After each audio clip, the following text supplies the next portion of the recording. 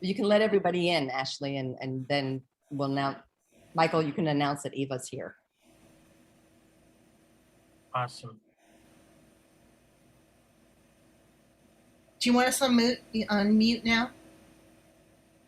Hi, everybody. Thanks for joining us for our fireside chat with Daytime Emmy Award winning actress, Eva LaRue. Eva, thank you for joining us today. Hi, thank you for having me. How are you? I'm doing really well. It's great to see you. Great to see you too. How have you been? I've been doing really well, staying super busy, and I'm really happy to see you. I don't know when the last time I saw you was. Oh my gosh, I feel like since the last 2 years have been a blur, I don't know when I've seen anybody last. Yeah. How have you been? I know you're in New York recently, and how was that trip? Oh my gosh, it was really, it was more than I could ever have asked for. I just went to lunch with some girlfriends today, and I was telling them about it, and I said, I think it's I never realized how important it is to commemorate a year later when Yeah. somebody's passed, because you're so immersed in the grieving process that all you really can do is, and it was horrible because John Callahan passed 2 weeks after we were all shut down because of COVID. And so we had to have a Zoom funeral, whatever that is. And it felt so, it just never felt like we really had any actual closure, and then so much was going on since then. So this was the first time he was, I don't know if any of you who knew him well or followed him. He was a huge Yankee fan, like a crazed fanatical fan. And so of course my daughter Kaya is a huge fan as well. And back in the 90s, he used to play on an all-star team called the Hollywood All-Stars. And it was all these different actors who had been great ball players. And they would play charity matches against whoever the home team was. So he got to play the Yankees in Yankee Stadium for a charity event. And it was fantastic. And he told me at the time, this was back in 1994, he said, "You have to promise me that you will tell our grandchildren that I played in Yankee Stadium. Like, this is the end all be all. Like, if I died right now, I'd be fine." So I saw that, and this is going to sound terrible, but it was just so much happened after he passed. His identity was stolen. His house was broken into. It was horrible. Somebody stole his car. It was it's been a nightmare trying to rectify all that in the last year and a half.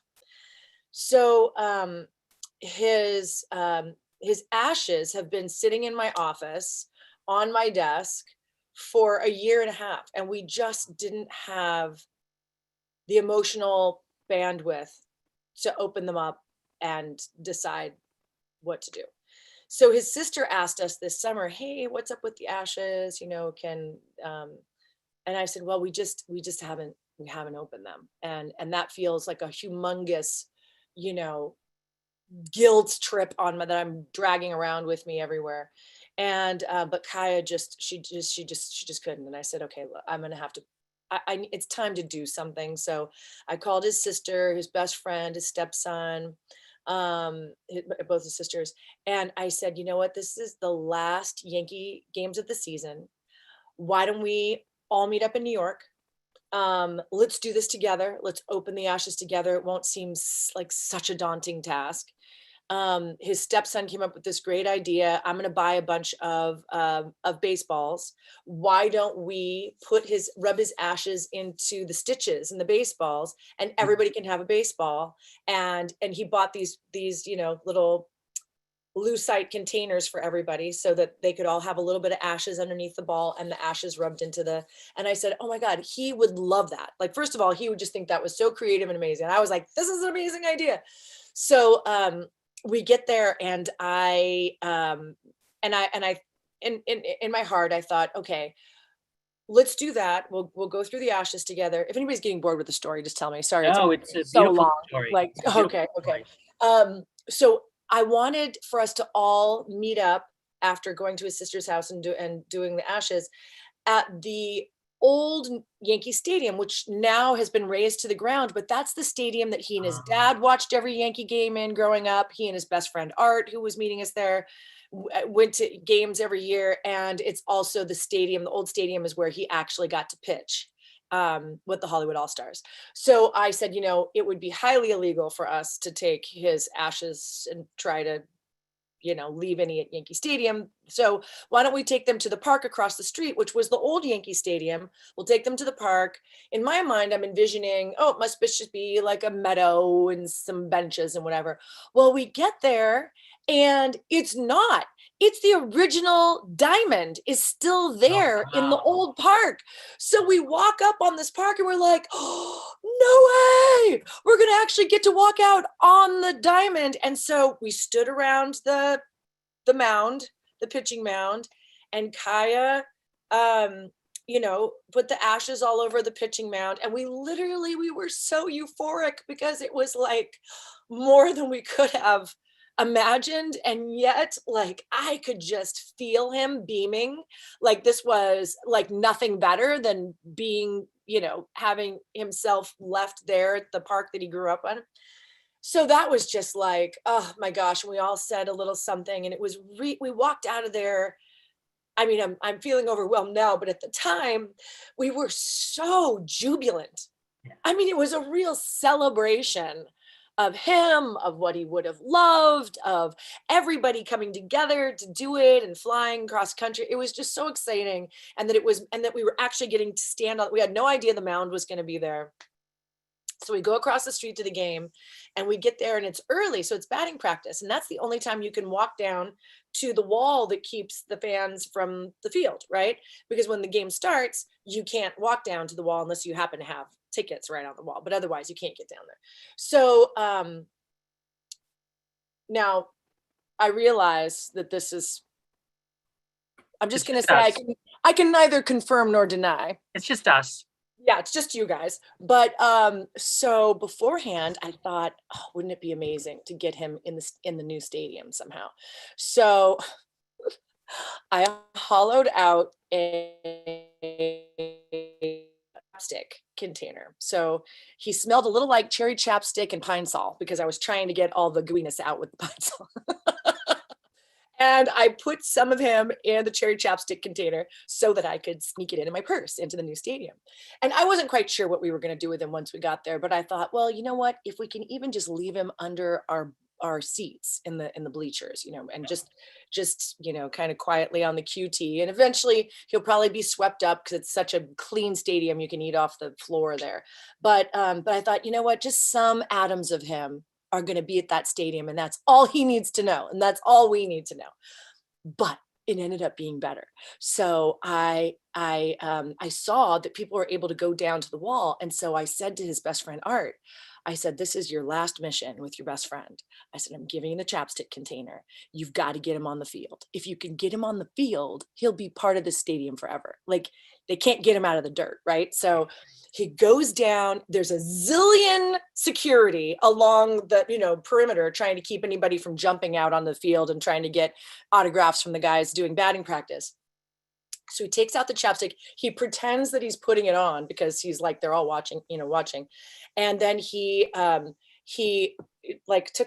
his hand and he emptied the ashes out on top of the wall, on the thing. And then he flicked him off into the dirt on the other side. And he turned around to all of us who were still in the stadium. He was like, like literally like home run, like, oh my God.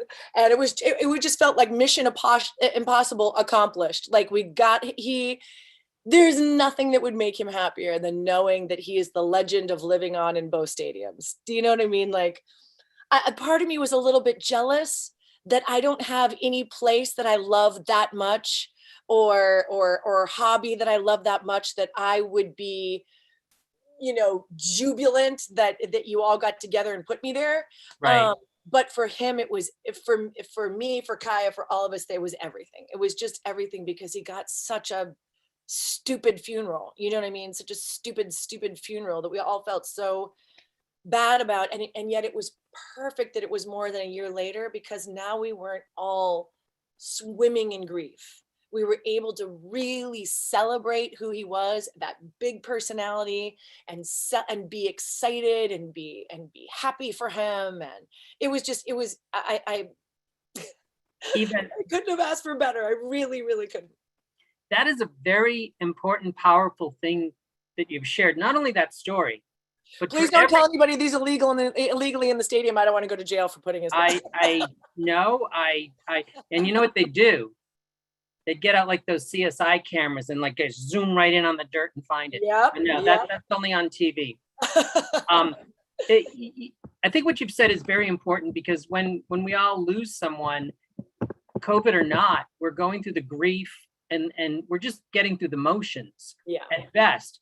To then a year later, after people have moved forward a little bit and they can celebrate the person in a totally different way after there's been the passage of time, that is so important. Yeah. Yeah. Where you can really now celebrate their life rather than be stuck Right. in the In the grief grief, process. Yeah. which is always there, but it's different. Right. And you said that he was on the field in 1994. Yeah, it was 1994. And oh, I wish I had a picture to show you guys, but there's a picture of me, Kelly Ripa, and Sarah Geller, Yep. and John all standing on the field in Yankee Stadium because we were there watching him play, and we were sitting in the dugout with them and with all the ball players, and it was so much fun. We were all kids. We were all babies. There's another story from that year I'm going to tell you, and I don't want to make you cry. But I just came across an old magazine from January of '95, and it told a story about something that John did in December of '94, and that is he had read in a New York newspaper about a kids' charity event where a bunch of toys were stolen. And he photographed the story from the newspaper and he put it in everyone's mailbox at All My Children so that people would donate so these kids could have a happy Christmas. That sounds like fun. And so much money was raised that they were able to help other organizations and save money for future Christmases. Oh, And I just thought that was such a cool thing to do. that And sounds like him. and what I noticed at the last fantasy Zoom event about the All My Children cast that reassembled to honor John, that was really such a tight cast. It really was. You guys all picked up like no time had passed, and when you were there, and what would a typical day be like? You'd get in at like 6 and leave at 6, or 8 and 8. Yeah, we would get in between 7:30 and 9, depending on where you were in the schedule for that day. Yeah. And we'd go into the green room and learn our blocking with whoever was directing that day. And then you would start your day. You would start doing hair and makeup, you'd start wardrobe, and then while you're waiting for your scenes, you would have whoever your scene partners were. You were in their room, or they were in your room, or you were down the hall, and you were running lines because towards the end there, when I first started, we would shoot one show a day. Right. When I left there 10 years later, we were shooting 3 shows a day. So Really? it was 50 to 75 pages of dialogue a day. It was a mind-numbing amount to memorize. So you were always running lines. And then whoever your storyline was with, you spent 10 hours a day, 12 hours a day, which is more than you spend with your family members. So everybody was a second family. And so many of us started there in our early 20s that it was really like, a college atmosphere for us. And I feel like we're all fraternity and sorority brothers and sisters, you know what I mean? And who were your roommates there over the years? Sarah Geller was my roommate for the first 4 years. And then after that, I didn't have a roommate, but Sarah and I were roommates for 4 years. Cool. Yeah. We started within 2 weeks of each other. I auditioned for her role. Can you believe that? I auditioned for Kendall. So weird. I mean, now you look at me and you're like, no, she would have been so wrong. Isn't that fun? I don't know if you guys ever, hear different celebrities that were supposed to do this movie or originally supposed to do that movie. And you're like, oh my God, I Yeah. can't even imagine that movie with that person in it instead of this person. And they auditioned me for Kendall. I clearly wasn't right for the role.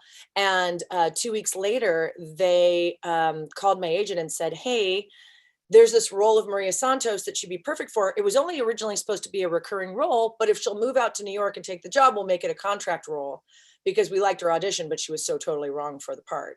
And I'd also auditioned a few years earlier for the role of Gloria. Do you remember Gloria? She was married to Adam. Teresa Blake. Yep, yeah. Teresa Blake got it. And then Teresa Blake and I ended up becoming great friends too. We used to hang out with Ripa and you know. Do you remember ever reading for or testing for a role at The Young and the Restless? Yes. And it was ages ago, but I don't remember what the character was. You remember, did you read with Peter Barton? Yes. So the role was Sheila Carter. Who was that? Was that ended up being Kimberlyn Brown, who was on YNR, then Bill Bell crossed her over to The Bold and the Beautiful. She's like the big villainess, stealing babies. Oh, she's huge, but she ended up doing that role? Yeah. Get out. Oh my God, and I love Kimberlyn. She's awesome. Peter told me after he read with you, this will be embarrassing, but he said, oh, well, you got to go with her because I'd have an affair with her. Like I'd cheat on Tracy Bregman with her. And they said, well, we want someone like who's just going to be kind of psychotic. Oh. So maybe you were just too nice. And how funny, because back in the day, I met Lisa Renna. Mm-hmm. Lisa Renna and I both met before we were on our soaps.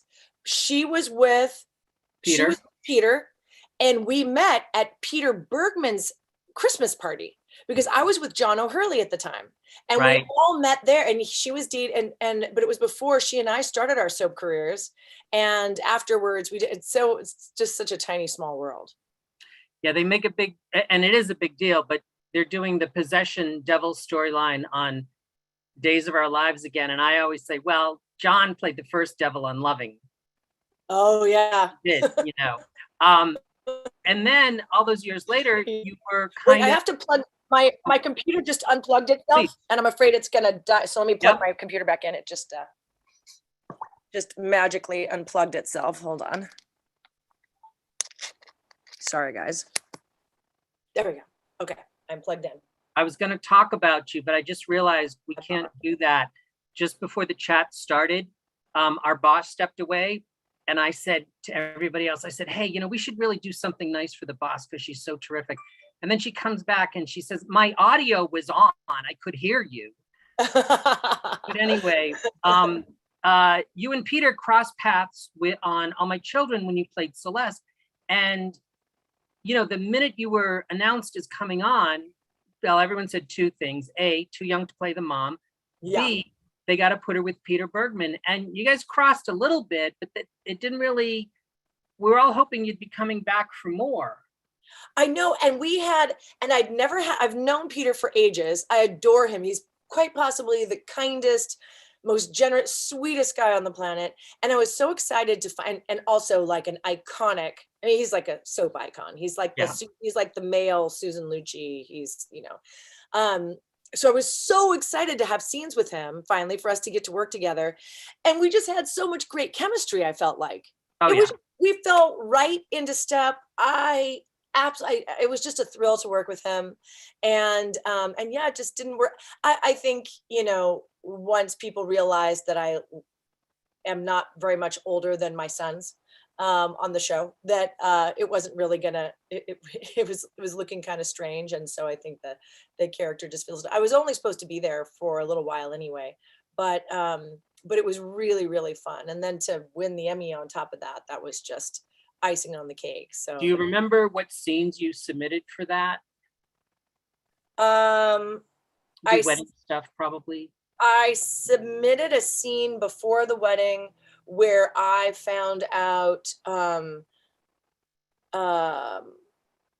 it was I can't remember the character's name, but it was the old friend was telling me all this, stuff about how my daughter's fiance was like a total pig, and they were out in the Hamptons just with hot and cold running girls, and that he had been like, a real jerk and all this stuff. And so I was confronting the two of them together, saying, Good. when were you going to tell my daughter what a jerk you are? You're a liar. You're all this stuff. And so I completely go off on him, but also on her. Nice. So yeah. that had some meat to it. It had some meat to it. And then there was another scene that was a more teary scene, but from the wedding. Nice range. It was fun. It was really fun.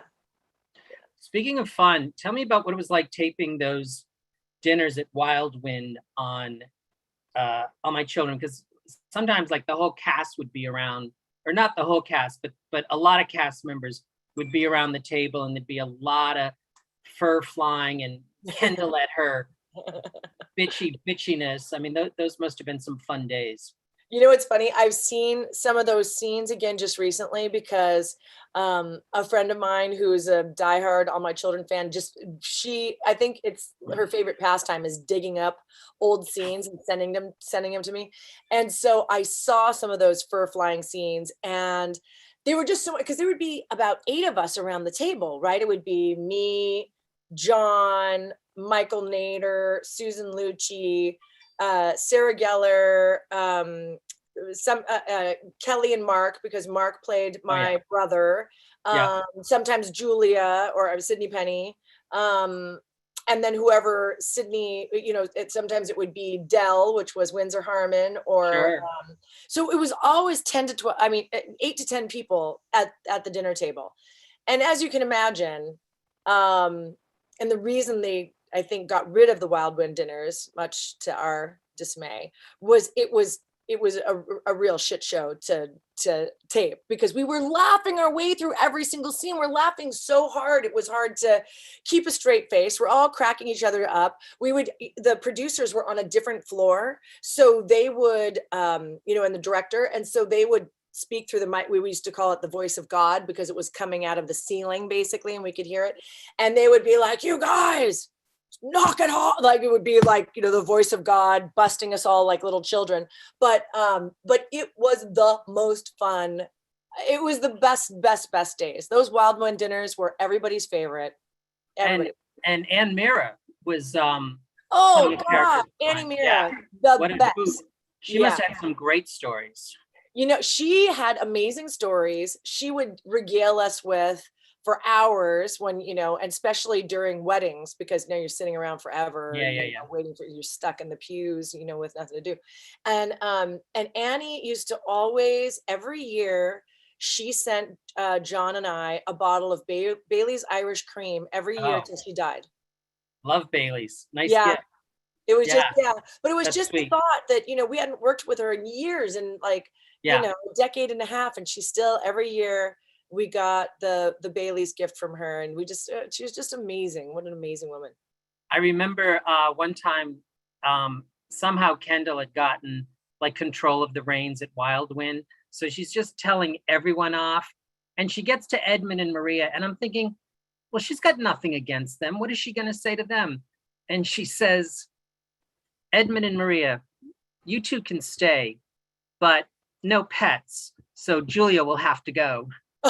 And I just thought, I forgot about that. That's so good.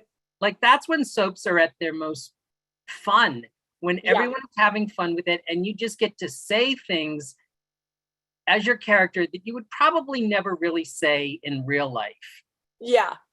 So good. Oh, well, as speaking of that, back in the day, I don't know what it's like now, but Standards and Practices, which is the governing body of, TV, which decides how much you can cuss, how much nudity, in network television, not in cable. But at the time, there were only 2 times you could say bitch in the year. The show was allotted 2 bitches for the year.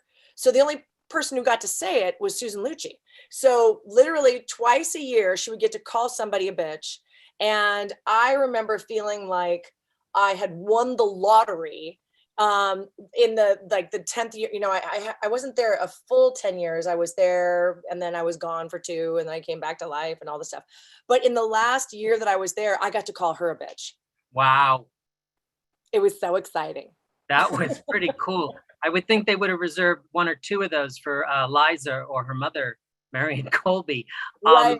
Well, I think at that point there may have been allotting more uses Yeah. of the word bitch at that point, more than 2. So maybe that's why I got one. You know, it's funny you say that because years ago, soaps seemed to be more cutting edge with what they would do with situations. Mhm. You'd occasionally see a villain smoke. There would be language and there would be innuendos and sometimes even ad libs. And Mhm. now things are at a time where competition for eyeballs is so huge. You'd think they would be taking a few more chances. They're getting safer, I feel. They're getting safer and Safer safer. instead of pushing the envelope more. Yeah. Yeah. Which is, and these last 4 are just hanging on by their teeth, I which is know. heartbreaking. Yeah.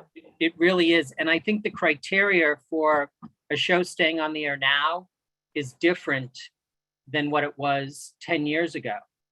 Yeah. Because they need content for streaming platforms. They need anchors. I don't think any of the 3 major networks want to be without at least one soap opera to anchor their daytime lineup, such as they are. You Mhm. want to have that at least one show you know people are going to tune into to run your primetime promos, and from every streaming exec I talk to, they always say to me, oh, soaps, yeah, they do real well on streaming. And so I think that if All My Children were still on now, it would be probably a lot like safer and more people would be watching. And just because of the platforms, it was all unfortunate timing. I agree. I feel like if it could have held on for just another couple of years, it would have been Right. it would have been okay. We would have made it. You know, it used to be not in vogue for people to even admit they'd been on a soap. And what we saw when shows started to be canceled, like As the World Turns, I think the year before All My Children went off in 2010, and Julianne Moore had come back and reprised her role on that show. She did? She did. And then, so the next year when, yourself and Sarah and all these other people were saying, yes, I want to come back to All My Children for the end, it just became really popular and so appreciated by the fans. Can you tell me why it was important for you to come back and kind of like just put a button on Maria? Because I grew up watching the show. My mom, I remember my mom started watching, I guess, when I was about 6 years old. And there's that time when you're a kid and you're like, oh, like, mom, like, put something else on. They're like, no, I'm watching my stories. And then there's that point, you don't even remember when it is, that you are walking through the living room and suddenly you stop and then you start to ask the questions. Well, mom, I thought she was with him before. And that's when you realize, there's been a switch and suddenly you're interested in, or you're paying attention to what's going on the show. And then suddenly you're really paying attention to what's going on in the show. So then I grew up being a fan. And when I got the job, I was a huge fangirl. I'll never forget that first day at work and seeing everybody come into, all my, all the people I loved and adored as actors that I grew up with, seeing them in the makeup room was just, I'm sure. the biggest thrill. God, the makeup room, that must have been the big hubbub where did you all read the magazines? And because there was no internet really back then. There was, but not like today, no social media. No, there was no social media. There was no internet. The very beginning of the internet started to happen, I guess, probably 3 or 4 years into my being there. And there were chat rooms, but that was it. It was just dial-up. These funky little chat rooms. And I don't know what all the other makeup rooms look like, but the way our makeup room was situated, it was a huge space. So we had hair on one side of the room and makeup on the other side of the room, actually other way around. And then there were two big round tables in the center so that you could have your lunch in there with everybody and chitty chat with everybody. You could run your lines in there. You could just hang in there if you had nothing better to do and just, you know, stay social, or you could go back to your room and be alone. But other soap makeup rooms that I've been in, they're long, thin rooms. Yeah. So there's no room when you're done with your hair and makeup. You kind of got to get out of there. There's no space Right. for you. You're like squished. You know, you just have to get out. There's just no room for you to be there unless you, you know, you can't even wait in there while you're waiting to get a chair. You just go away and you come back in 10 minutes or something. But the way our makeup room was situated, it was the great social room. It was amazing. That's how I've always heard it described. Not as detailed as you put, but that makes everything I've ever heard about it make a lot of sense. Yeah. I walked into a makeup room at out here in LA when I was visiting Santa Barbara, and the makeup artist she's making up Kim Zimmer, and she turns to me and says, "Have a seat, I'll get to you in a minute." And Kim looks at me like, "You're not on the show." And I said, "Well, my T-zone could use a little touching up, but I'm actually here for interviews." Okay, that's my segue. Speaking of Santa Barbara, that was your first soap opera, wasn't it? Yes, Santa Barbara was my first soap opera. I played, oh my God, why am I drawing a blank? I'll bet you somebody over there knows. Yes. Why am I? Margot. Thank you. Diane. Thank you, Diane. Margot Collins. That was it. Margot Collins. And I was only there for 6 months. Okay. And then I got fired. And then I went on to go do, the new Candid Camera with Dom DeLuise. Oh, I remember you on that. Yeah. You like sparkled on that because your energy just flew off the screen. Oh, thank you. It was so much fun. That was like my first big hosting job, because I've always acted and hosted, like a little, you know, sprinkled hosting kind of throughout my career. And so I did that for 3 years, and then I got the job at All My Children, and I moved to New York. You know, the thing about Santa Barbara is, like, I kept an eye on that show, but it was always going through change with producers, change with writers, change with cast.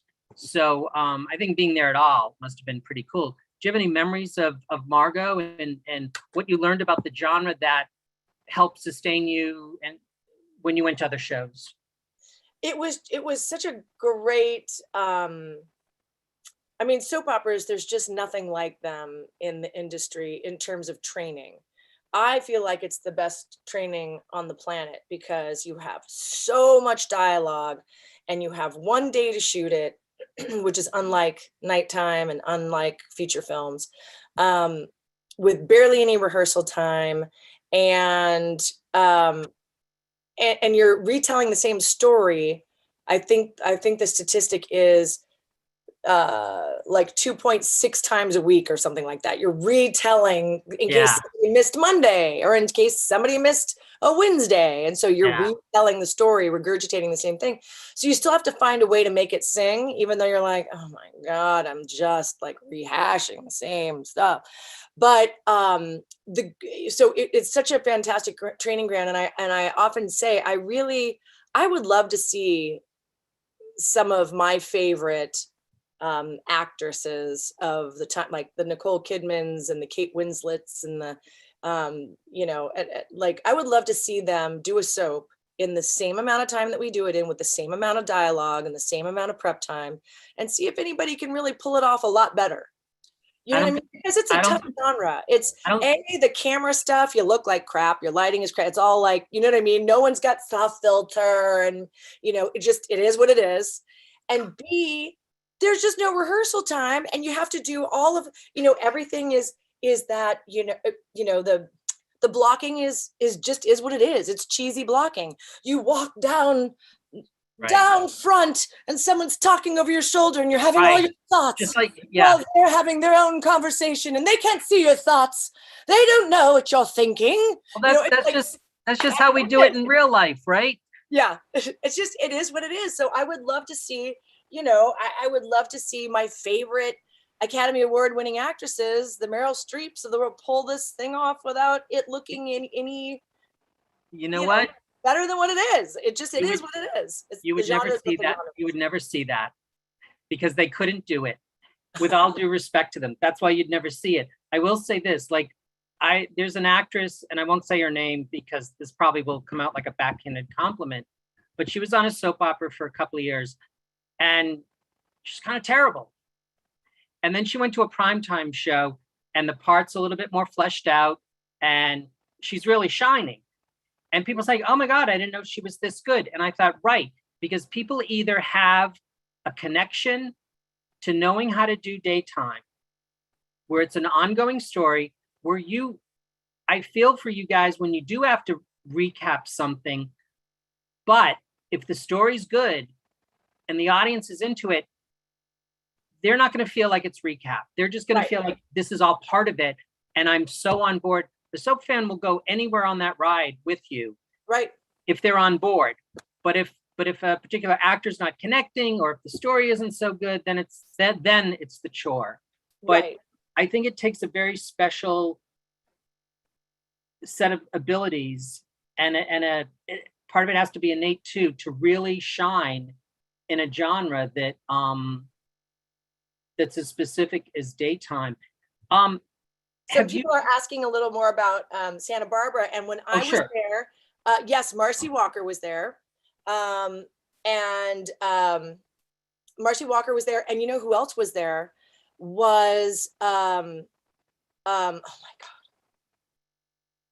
why am I drawing a blank on her name? She's insanely famous. Robin Matson? No, she had just come back from doing Princess Bride. Oh, Robin Wright. Robin Wright, thank you. Robin Wright had made a deal with NBC at the time, with Santa Barbara. She had gotten this job doing The Princess Bride, and she begged to get out of her contract, and they would not let her out of her contract to do the movie. So, but what they did tell her is, we will let you go. We will loan you out for the 6 months to shoot the movie, but then you have to come back and finish your contract and give us the 6 months that we let you out. You have to add the 6 months onto the end of your contract. And so that's what she did. And she had just come back like the month before I got there. So, so she was finishing out her contract while she was there. So that was kind of exciting. It was a big deal, but the movie wasn't out yet, so nobody had seen it. I think that's kind of fair.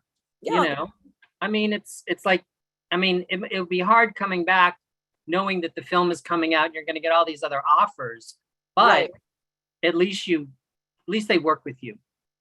And by the time she got off the show, was right around the time that the movie, because sometimes it takes a year for a movie to be edited and out. So I think it all worked out kind of nicely for her. Right.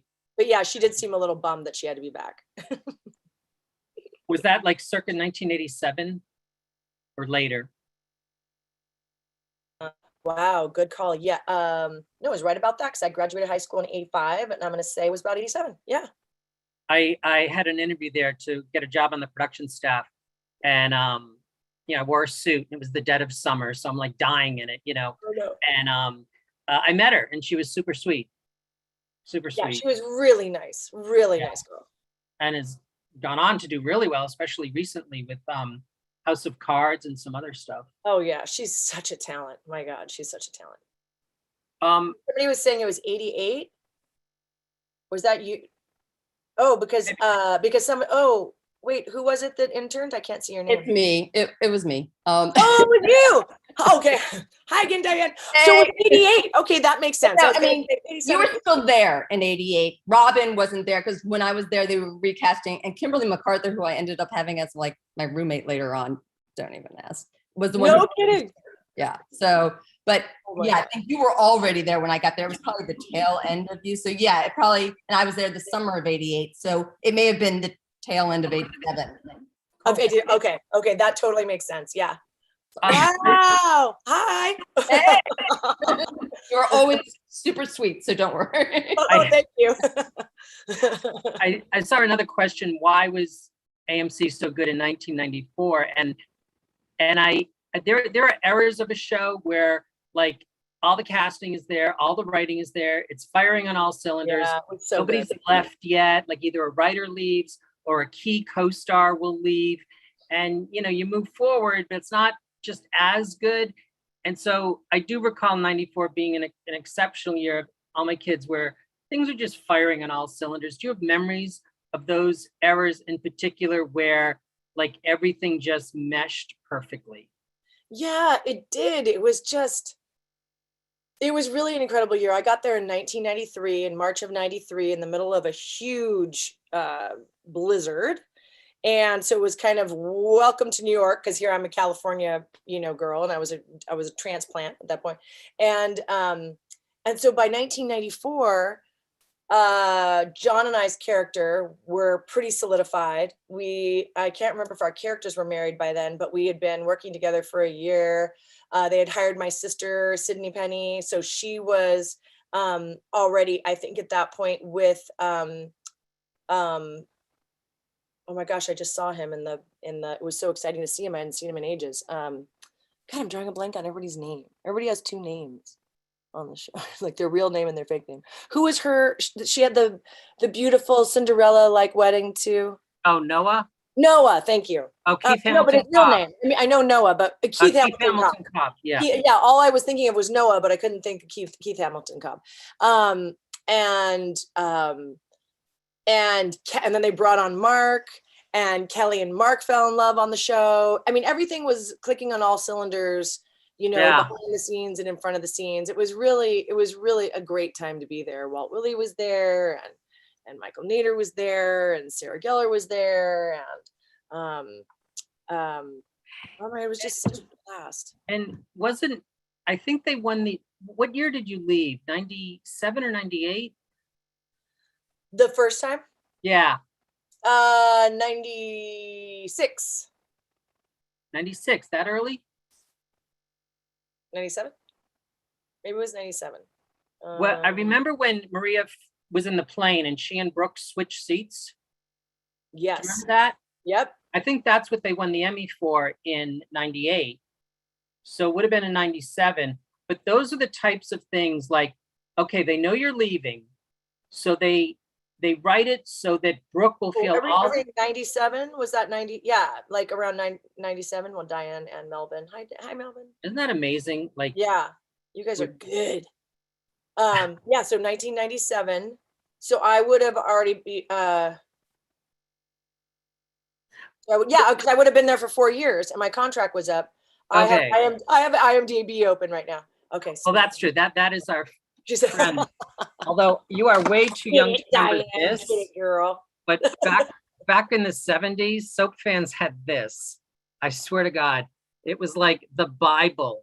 Oh, and it like you'd buy it for the summer, and it had all the cast lists, and that's like when a lot of soap fans can pull stuff out of you think, how do they remember that? Yeah. When it was just magazines, it was kind of easier in some ways, just because whatever resources were out there weren't that many, and they were pretty thorough. Anyway. Yeah, people hung on to them. Yeah. Brooke felt so guilty over her inadvertent role in switching seats with Maria, which caused her half of the plane to fall out. Yeah. And so as sad as they were to be using you, they used your departure to set up future story. Yes. Yeah. And can you talk about coming back as Maureen, and how did that? And I do know when I came back, it was 2002, because Kaya was born the end of 2001, and I came back towards the end of 2002 when she was about 9 months old. Well, that must have been ideal. What? Well, ideal to know that you had a set schedule. Yes, it totally was. Yeah. There was a lot of interesting things that were happening at the time, because unfortunately it was only a few months later that my marriage was just coming apart at the seams. And nobody knew. The show didn't know, my family didn't know, the fans didn't know, nobody knew. So John moved he didn't voluntarily move out, but he moved out. He moved out when she was about 1. And then we kind of were trying to figure out if, working together. I didn't want I didn't want them to fire one or both of us. I had just come back to the show, so I was kind Right. of afraid that they were going to fire him. So we just kept it super quiet. And we, by that next summer, we were trying to figure it out if we were going to get back together, but then a series of events that, at Super Soap Weekend that went horribly awry. I was like, okay, no, this is just not, we're not gonna. And so by the time I left the show, because I only had a 2-year contract, well, I Right. realized, holy crap, I'm gonna have to keep this quiet for another year. And it was kind of torturous. So by the time I left, I was unfortunately really ready to go, but mostly because I just needed to get out from underneath keeping that secret. You know what I mean? I needed to get home to California. I wanted to be with my family, and I wanted to, I didn't want to disappoint the fans. We were working together, Yeah. and it was we were not friends, and it was Oh. really bad. I mean, luckily, a few years after the divorce, we were able to be great friends, and then for the That's last great. years, he's been one of my best friends. So Good. thank God for that. Yeah. But I mean, people always say, whenever I hear celebrities break up and they say, oh, we're fine, we're friends, we just need this. It's like, no, they're not friends. Yeah. For a couple of Maybe later. years, new and friends as the divorce is going on. It just brings out the worst in everybody. Everybody's pointing fingers at everybody else, and it's all a mess. But I think when the dust settles, and if you can, pull what's left of your sanity back together, you can have a real friendship. And we really did. We had a great friendship. He was No, great. I can definitely tell that. A lot of what you're saying is coming back, but that must have been a lot of pressure to Nobody even knew that. I'm telling you guys that right now. I've never said it in an interview. wow. No one would even know that I kept that secret for 2 years. Nobody knew that he was living, a mile away down the street. Even our neighbors didn't know, because he was living in an apartment like in the same town. So he would come over to visit Kaya, and friends would see him there. So they just assumed. Right. Nobody knew we were broken up. And you're working For and 2 you're years. being a new mom. That was a lot to take on. Yeah. That's, There was like I'll tell you one step further that I've never told anybody either. And I won't tell you who it was, but yeah, there was some infidelity right under my nose at work. I'm so sorry. So that kind of all went down too. But it is what it is. Sorry, John. I just did this big thing for you this last weekend. I'm telling now. So. No. Have you ever thought about writing your memoir? We all know it's underwater under the bridge now.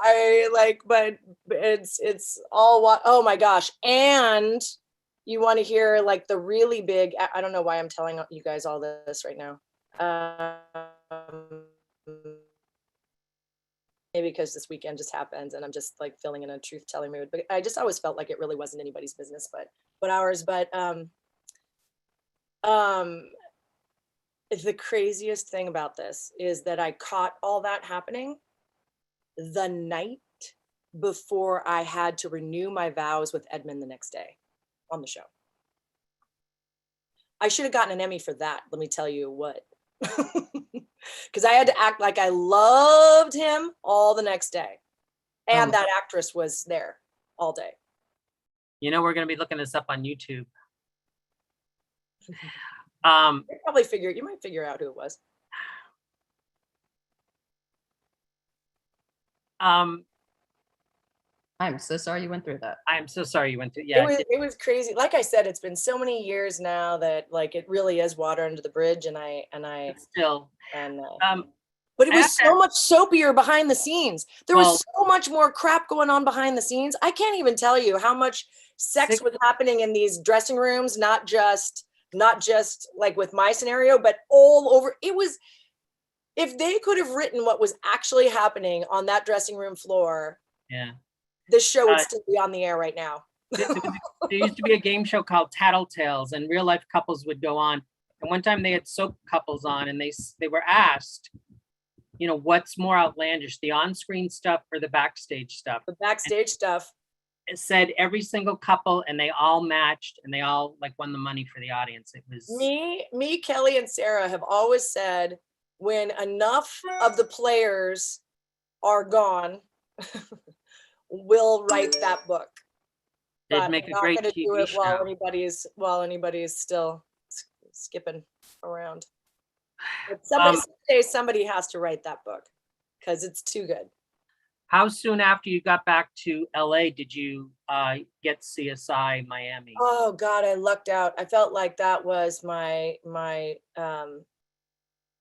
felt like that was kind of like the reward at the time for Yeah, kind of getting through those last 2 years. But I got it about 5 months after I moved back to LA. nice. Just really, really lucked into that job. Natalia Boavista. What did you say Yeah. about that name once? Oh, it's such a good, yeah. Well, it sounds like a stripper name, but Yes, yes, it's a really good name. It's still a good name. You had such a great sense of humor about that because you interviewed me about joining the show and you said about her name and she sounds like a stripper and I was like, that is so funny. But that was a And great again, run. I just want to for 1 second go back and say this was not to Yep. disparage John in any way. No, It really wasn't. It was really just, I think now that all the dust has settled and it's been years and he's been my dear friend and I don't have to keep the secret anymore. It's not really wasn't really about it, but I think, I don't know, maybe it just felt like well, somewhat. have you ever thought I about feel like he just was kind of like, okay, you could, Yeah. go ahead and tell your truth. It's your think- truth and you've never been able to tell it. So right? tell And it. we appreciate this I'm so sorry, much. it's not about disparaging him at all. You're Marriages not doing fall that at apart all. the time, and they fall apart all the time. So, Have you ever thought about doing your memoir? not yet. Not yet. No, there's time. Because there's a lot of details. I just gave you the super short story, but but there's a lot of stories about a lot of stuff that are, yeah, I would love to do someday, maybe someday. So how did you feel when CSI Miami was wrapping up? Because sometimes those shows can go on and it did go on for quite a long time. Yeah, it did. We got 10 years. That's Out of great. CSI Miami, which was an amazing run. I felt really lucky to have done 10 years off and on at All My Children, and then 10 years at CSI Miami. It was really a really lucky, incredible run. And then we thought we were going to get one more year at CSI. We thought we were going to get an 11th year, and it just didn't work out that way. And so we didn't say goodbye to anybody. On our last episode of that season, we said goodbye like we always did, and see you in July. And we had heard that they were going to be canceling CSI New York and that we were going to get one more year. But I guess during the hiatus, some of the negotiations didn't go as planned. They were trying to really cut back the budgets, and they were asking a lot of the, the top 3 and 4 actors to take a huge budget cut or huge pay cuts. And I think everything went sideways, and at the last second, they kept CSI New York and they canceled us. So we didn't get a chance to really have a proper goodbye, which was too bad. Maybe they'll revive it someday because I think like the original CSI is coming back. I know. Right? So yeah, and they could always like piggyback the cast into an episode. Wouldn't that be awesome? Or do a crossover, or go to Miami, or go to Long Beach, actually. Yeah, go to Long Beach where we shot. Long Beach. Or Manhattan Beach, where our studios were in Manhattan. Oh, okay, Manhattan Beach. Yes.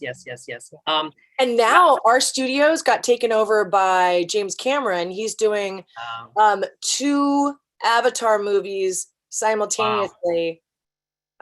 He's shooting them both at the same time on our sound stages. Do you have a favorite co-star that you worked with? Favorite co-star? Well, I mean, John was my favorite co-star for he was, and then my favorite co-star. Like after All My Children. I loved our cast at CSI. What a funny group. What a group of comedians and their comedy talent wasted on, a procedural show where we have to always be serious. These people, we were always in stitches all day, every day. It was just, there was so much fun. I loved our cast over there. I really, those were, other than all my friends and all my children who I just adore and are more like family members, I really loved our cast at CSI. Even on soap operas, we see children age overnight and their parents look the same, and we think this would never happen in real life They until go we into the saw. attic and they come back down. Yes, adults. but I said that would never happen in real life, but I saw a photo of you and your daughter, and she is grown up, and you look just as beautiful, exactly the same as you ever have. Thank you. Since I've met you, and you just look great. What is your secret? Thank you so much. Oh my gosh. I'll tell you what I think it is. What? I think it's your great energy, your positive attitude, your friendliness. Whenever I would see you at those, those big CBS parties they'd have in the summer and in January for the TV critics, and I'd be walking around like trying to find daytime people, and then I'd hear your voice, Michael, and I'm like, Eva, Like and somebody I know. and you've gone to like prime time, and sometimes it's like people develop amnesia when they go to prime time. It's just like I was never on. No, I did not answer a Halloween roundup question for you 3 years ago. No, that didn't happen. But you were like, it was just like no time at all had passed, and that's kind of rare. And I just think you're super, super swell. Oh, thank you so much. Thank you. That, and I take a lot of vitamin C. I think it helps my skin. Okay. But you know what? I think you're right. I think I think a positive attitude is Helps. kind of everything. It really helps. And even when things are really, really rough. Yeah. If you can, and I find that when I do find myself in a spiral, like the last couple of years has been tough. I lost my dad, then 6 months later, John, then 6 months after that, my mother-in-law, who we all really loved. And it just kept coming. Like we just kept getting hit and kept getting hit. And it was really hard to find anything to be grateful for in that time. But the second I finally got a grip on myself and started waking up in the morning and being grateful for just the tiniest things, then it does start a mental snowball effect. And I find if I can start it in the morning, it's a little bit harder if you wait till midday, because already you've got stuff you're dealing with. You already wake up and, and you already are registering lack of sleep, lack of time, lack of all the stuff. So I find that before I'm actually thoroughly awake, if I start finding things to be grateful for, it sets my day up. It really does. It saved me from a deep depression when all that was happening. Any chance of you bringing Dr. Maria Santos to Port Charles General Hospital? ABC owns the characters again. They do. Well, I keep holding out hope that they're going to do the nighttime drama version of it. I mean, that's what we heard last year. I just hope that the show Pine Valley. Yeah, the Pine Valley. That's what What's going on with that? I would love. Well, from last I heard, so what I heard was the show got bought. The idea for the pilot got bought, and then there's a little back and forth between the network and the writers about what they thought it should be, whether it should be true to what the show was, or if it should be a newer, more contemporary, darker, twistier version of it, which I think would have been more interesting and been more of a nighttime show, instead of the reason that the soap operas keep dropping off the air is because the genre is getting like a little long in the tooth. It just looks different. We all know what nighttime TV is supposed to look like. We shouldn't take a daytime show to nighttime looking like a daytime show. You can't. It's not going to work. Yeah. So I think they went back and forth long enough that a new head of programming came on, and So what I'm afraid of is that it got buried. I hope that's not the case, but sometimes things get buried, but they get dug up. I hope they get dug up because there's so many All My Children fans out there, so many people that would really like to see it. Do you think what they would have to do is capture because tonally they would have to change. You can't do like videotape and that pace on nighttime. No. But at the same time, if you're going to call it Pine Valley and hope to draw those people in, you're going to have to somehow capture a big part of the heart. Yeah. And find a way to transfer it, because that's the only way you're going to have the best of both worlds. No small task, by the way. No. No Yeah. small task. You can just tell them that I said that. Michael Maloney said, just take the heart and get it. Yeah. No, I don't know how they would do it. It would be a very difficult task. Yeah. And I know they were going back and forth about what that was going to look like. And I think that's where the struggle was. But I'm really hoping that I really hope it makes in the it. meantime, though, you could go to General Hospital and reprise Maria. Because some of the One Life to Livers are over there, Yep. right? And she's a doctor. And she's a doctor. So, does anyone else have any questions? Because I have been totally monopolized. Michael, we do have a question from one of our fans. Linda, did you have something you want to ask? I will unmute you here. All right. Linda, I think you're still muted. If you want to just click the little microphone icon. There you go. Okay. There we go. I don't see, where's Eva? Oh, can you see me? I could see you. There we go. Hi. I just wanted to know how you would compare working on days versus all your other soaps that you worked on. And also, do you like playing the Young and the Restless. Yeah. Do you like playing like a villain role, or do you like the sweetheart role that you and Ray forgot now? I never, who was on days for a minute was John. I did Young and the Restless, but I never got a chance to, oh, wait a minute. No, I did an under 5 on days. You're right. Is that what you're talking about? I did an under 5 on Days of Our Lives when I was like 18, I think. But I was only there for a quick hot second, like Wait one a minute, day. though. You're on Dave's now. On what? I see you on Days of Our Lives now, but I know they tape long ahead of time. Oh no, are you confusing it maybe with Young and the Restless? Because I've never done, I did a one under 5, which is less than 5 lines at 18 on Days of Our Lives, but I've never done that show. Okay, Eva. Okay, Eva, this is the dish we want. One day as an 18-year-old under 5 who was nice. Oh, they were all nice. I know, yeah. Yeah, no, it's a nice set. It's a really nice set. Everybody was very welcoming and very sweet. And that's good. I mean, do you have a copy of it? Soaps. Everybody's no. Yeah. Yeah. Maybe it'll pop up someday. I wonder. Do you remember the scene who you worked with, and were you a nurse or? Yeah, I came in. I wasn't a nurse. I was in a bar setting and came up and asked somebody for their order. Okay. That was my whole 5 lines. In and out.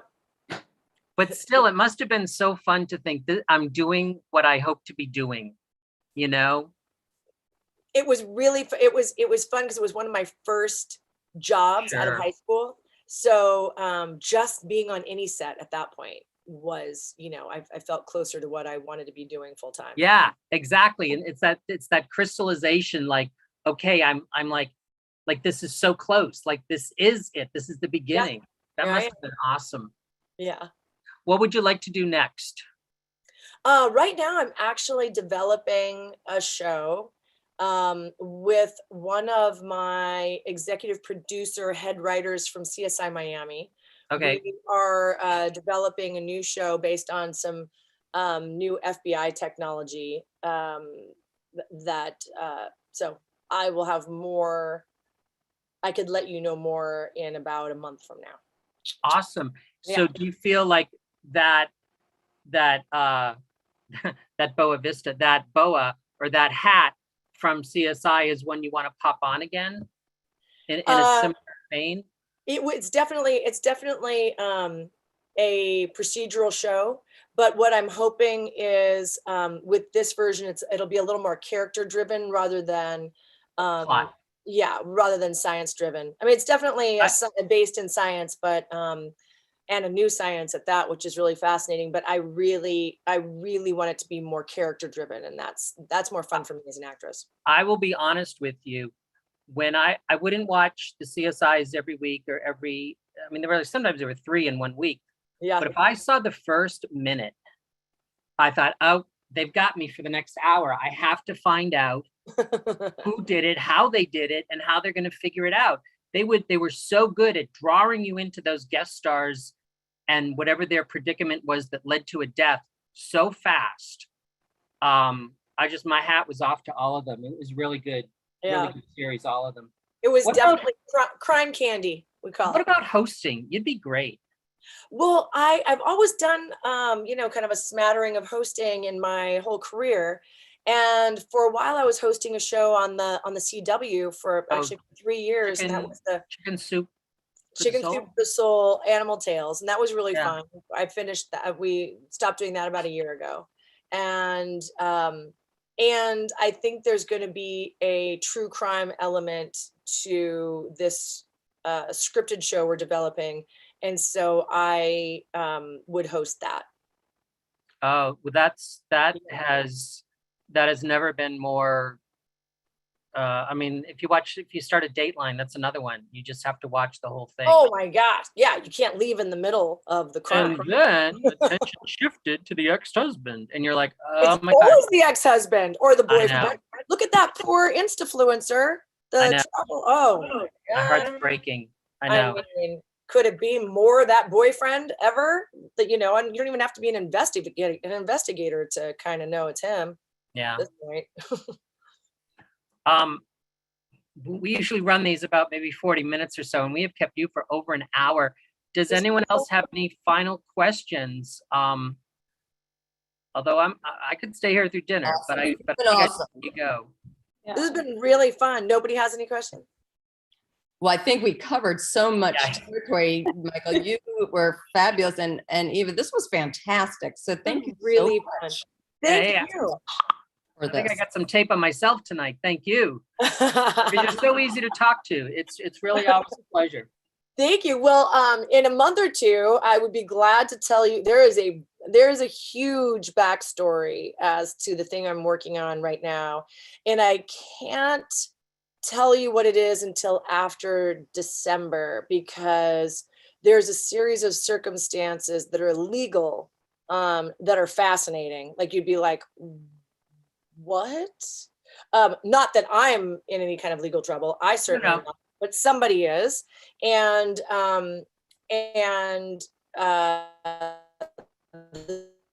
based on that.